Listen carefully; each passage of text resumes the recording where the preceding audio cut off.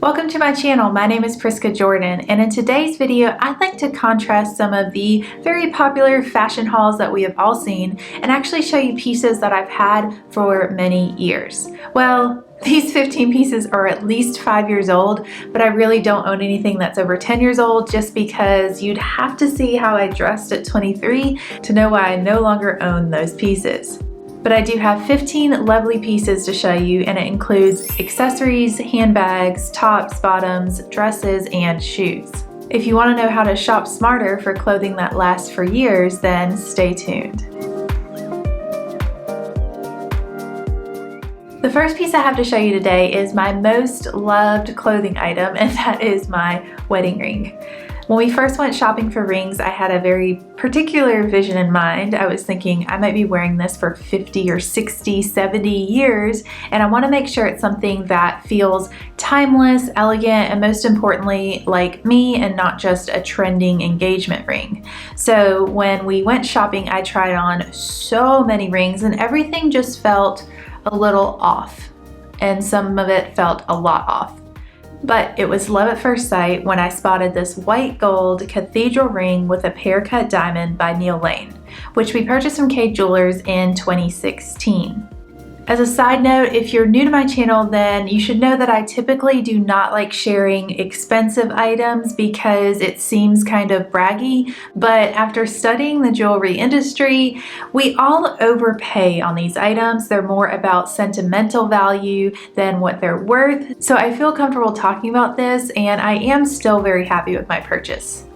So we purchased it from Kay Jewelers, and they have amazing customer service. We've really put their warranty plan to the test, and it's so worth it. I've replaced a missing diamond and had my ring dipped twice to restore its original shine, all for free. Here's a hot tip for you. When you're buying investment grade jewelry, don't go with this year's trends. Buy something that feels most you, and that will last the ages. Once I had my wedding ring, my right hand started to feel unloved, so I went shopping for it. I wasn't in the market for a very expensive ring because we had just paid for a wedding rings, and a house. So I shopped for some fashion jewelry, but the larger the fake stone on my right hand, the more it dwarfed my engagement ring. I decided on a stoneless ring, and I found this sterling silver ring from a jewelry crafter's boutique in 2017. Funny story, I thought my ring size was my shoe size, which is definitely not true. My shoe size is 8 and my ring size is 6.75. With some of my rings, I use a ring adjuster, which is like a really cheap little product from Amazon that works wonders, and that allows me to wear my rings on different fingers depending on what size I need. While I now have a few other rings to choose from, I still like that this ring is a little edgy but polished, so it injects personality in a subtle way. And it's durable because it's sterling silver. Another piece that I purchased in 2017 were my wedding earrings. They weren't an expensive purchase, and I'm kind of surprised that they've lasted this long, but I'm happy about it. Now, I started wearing giant statement earrings, when everybody else did. For some reason, I was more well known for it because no matter how casual the outfit, I still had big old statement earrings. And I wanted to continue that part of my personal style into my wedding day. For my wedding outfit, I wanted statement earrings that still looked elegant, and these were just the ticket. Now I still wear them on our wedding anniversary every year as a nod to those kids at the end of the aisle who had no idea where life would lead. This next item isn't just one piece, but actually my collection of scarves. I have several satin scarves and a couple of silk scarves, and most of them are definitely over 5 years old. The thing about scarves is that they're timeless and you can wear them in so many different ways. Sometimes I'll tie them on a handbag to bring a little pattern to an outfit or to soften a stiffer handbag. Or I'll wear it in my hair or ponytail or as a neckerchief. They're really so versatile, and they can be a timeless signature piece in your wardrobe. I also have this one scarf that was my mom's in the 80s, and I just love this color and pattern. While I've worn it many times, I have it framed as artwork for the time being, and it's still adding a lot of personality to the scene. So here's a tip if you're buying a scarf. Silk scarves are all the rage, and understandably so because they are very elegant. However, silk is delicate, meaning that it's not as durable as a satin scarf, which means that you have to take more caution when using it. If you're like me and you don't want to overthink the use of your clothing pieces, then opt for a satin scarf, which is going to be more durable. This ivory leather belt with snakeskin print was purchased in 2015, making it the oldest item on this list at 8 years old. I bought it for my corporate office days because it went with all of my starched business wear, but it's a piece that I still reach for my casual outfits to elevate them. I love how it adds texture and personality. So here's a shopping tip for you about buying accessories that work long-term for your style. I like to pair accessories by colors to create what I call coordinating accessory sets. These don't need to be matchy-matchy, but complementary. It also makes it really easy to get dressed because I have an ivory set, a brown set, a black set, a gold set. It's so easy to reach for these coordinating sets, and you don't have to overthink it as you're getting ready in the mornings. So now I have a question for you. What is your oldest accessory that you still love to wear? Let me know down in the comments, and while you're down there, please like this video if you're enjoying it and subscribe to my channel to improve your style with me every week.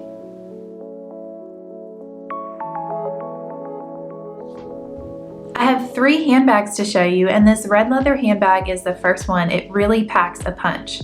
The top flap is suede and the body is polished leather.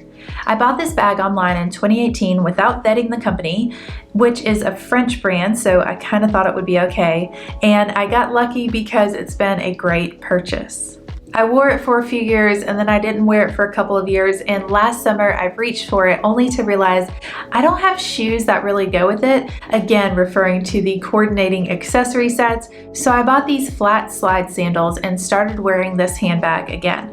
I'm glad I didn't declutter it because I knew it was a timeless style and a color I adored. I really like the structure, texture, size, and of course that color.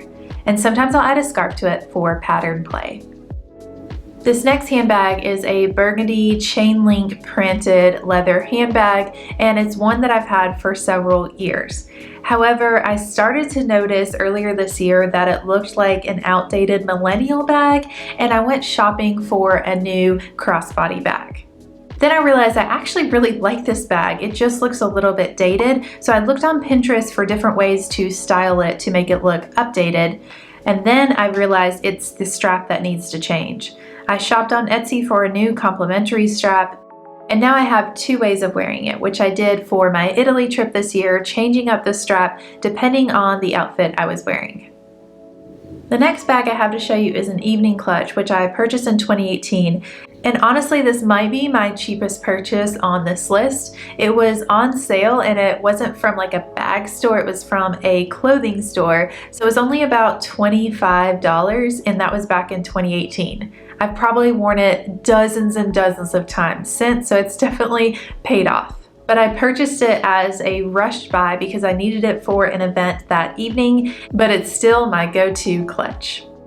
It's the perfect size for me. It's small enough to hold in the hand and large enough for a couple of extra things like a scarf if my shoulders get cold. And because it folds flat, it's really easy to pack, so it's been all around the world. I like it because it has such a rich luster to the velvet material, which elevates the basic shape and black color. Here's a very important shopping tip that has made a huge difference in my wardrobe. When shopping for a basic item, an essential, don't go for the most generic thing that you see because you think it'll last the test of time. If you want to avoid a boring wardrobe, select details that reveal a little bit more personality.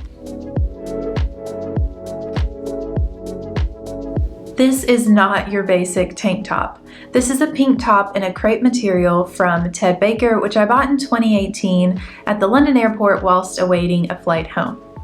Honestly, I was returning from a trip to Kenya that was 2 weeks long, and it was kind of a rough 2 weeks. And I totally impulse shopped, but luckily it turned out fine because Ted Baker, obviously has really great clothes.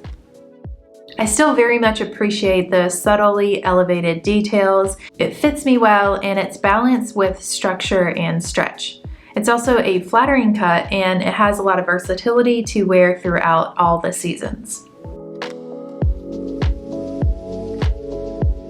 Moving on to bottoms, I feel like I show this skirt in every video, but hopefully this is just a different take on why I really love this piece. This is a high-waisted leopard print midi skirt that's slightly structured yet breezy. I'm fairly certain it's polyester, although the tag is well worn out from wear, and if you watch my channel, you know I usually avoid polyester. However, this is a flowy fit, so it does allow for a lot of breeze during the summer and keeps me cool.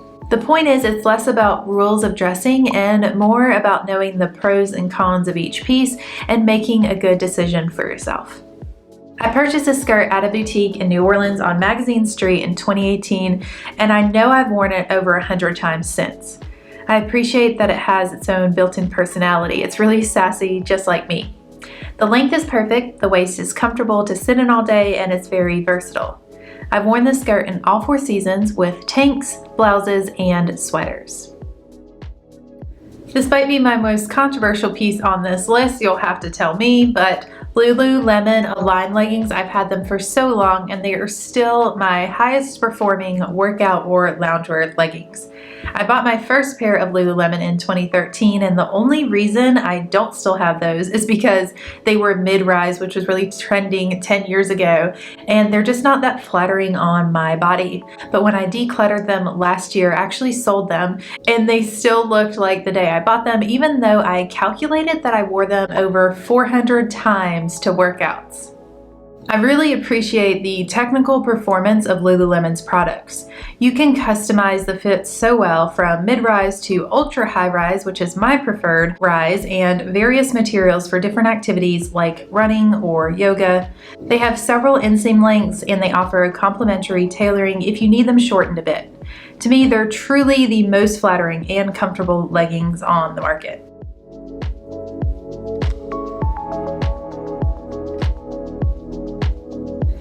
This red satin wrap dress has been worn dozens of times. It's my go-to evening statement dress. I bought it in 2017.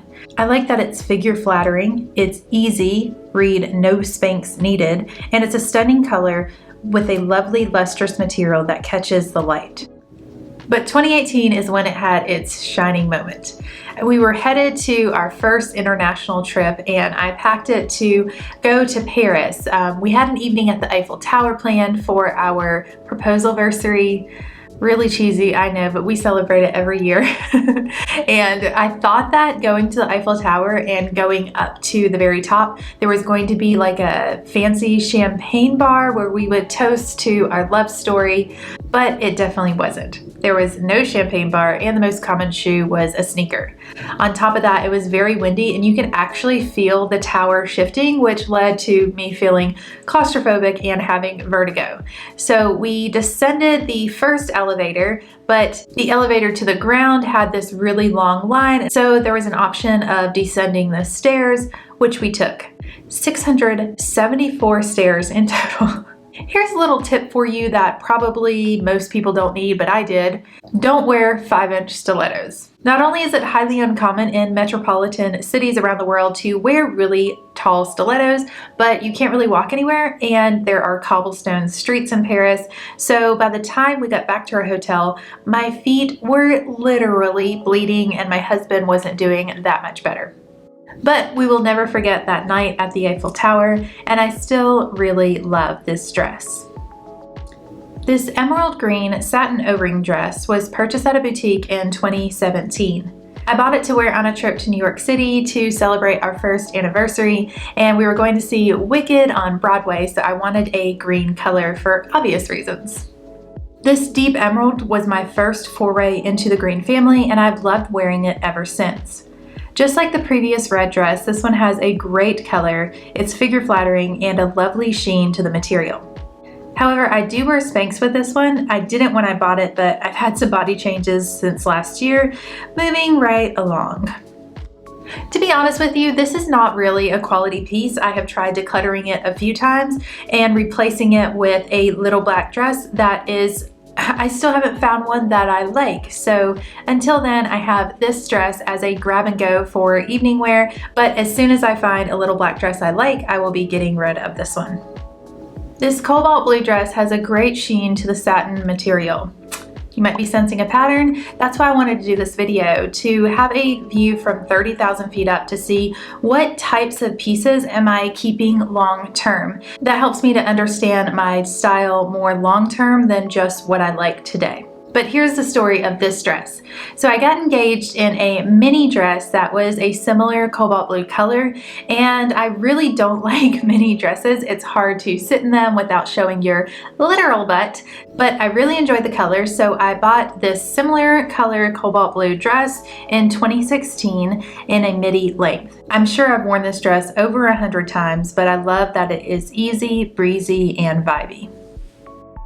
The last dress I want to show you is this light pink floral print halter dress, which I bought in 2018 from Banana Republic, which is still one of my favorite stores to shop at. I really appreciate their quality clothing and just the aesthetic of the brand. I originally purchased this dress for a photo shoot for my now defunct blog.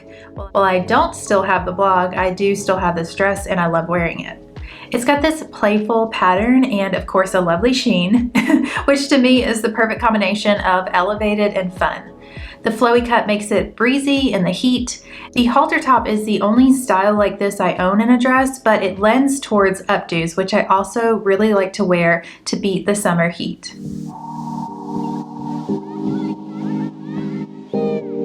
This is a trick category. I actually have no shoes that have lasted over 5 years long. Honestly, I'm not someone who really takes great care of my shoes. I like to walk a lot in them and they just tend to get too worn and torn to keep for 5 years. However, I do like them to last around 3-ish years, so I buy a little bit better quality, but I've learned that price and quality in shoes are not necessarily correlated. For shoes, if you're looking to buy a little bit more sturdy quality, shop smarter by just getting a good feel for them. If your intuition is telling you that they're low quality, then just walk away. There are plenty more options out there. I hope that you've learned a ton of details for what makes for long-lasting, well-loved clothing pieces. Use this video as inspiration to go through your own closet and pull out the pieces that you have enjoyed wearing for the longest. And with that understanding, you can shop smarter for pieces that you will have until the 2030s. Thanks for watching. Since you enjoyed this video, here's a helpful video that I recommend you watch next. I'll see you next week with a brand new video, but until then, take care.